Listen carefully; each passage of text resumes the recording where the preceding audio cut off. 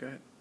Hi, I'm Father Jim Martin. I am a Jesuit priest, editor-at-large of America Magazine, which is a national Catholic magazine here in the United States, and also author of the book, The Jesuit Guide to Almost Everything, among other books.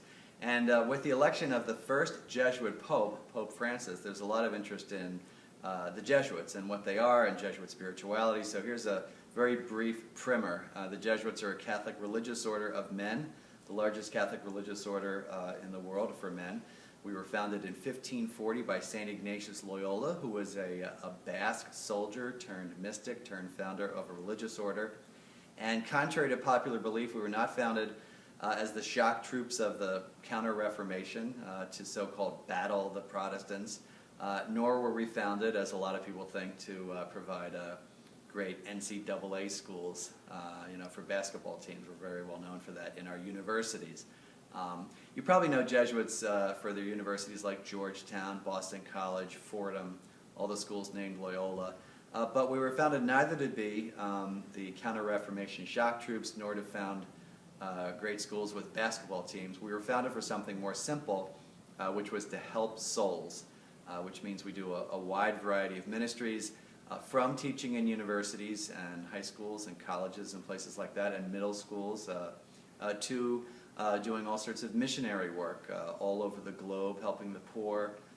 For a while I worked with the Jesuit Refugee Service, but also spiritual works like retreat houses. And we do all sorts of other things. I have Jesuit friends who are physicians. A friend of mine is a prison chaplain at San Quentin. Another friend of mine was an army chaplain in Afghanistan for a while. They're Jesuit writers, geologists, astronomers, all sorts of things. Wherever there's the church, you'll find the Jesuits. Now, what can we know about Pope Francis? Well, he was a Jesuit. He is a Jesuit, and he was a Jesuit novice director, which means that he also was seen as a very holy and practical man who would train the young Jesuits during their formation program. And he was also the Jesuit provincial, that is the regional superior of Argentina. We've already seen that he lives very simply, which comes out of his Jesuit vow of poverty. We take 3 vows: poverty, chastity, and obedience.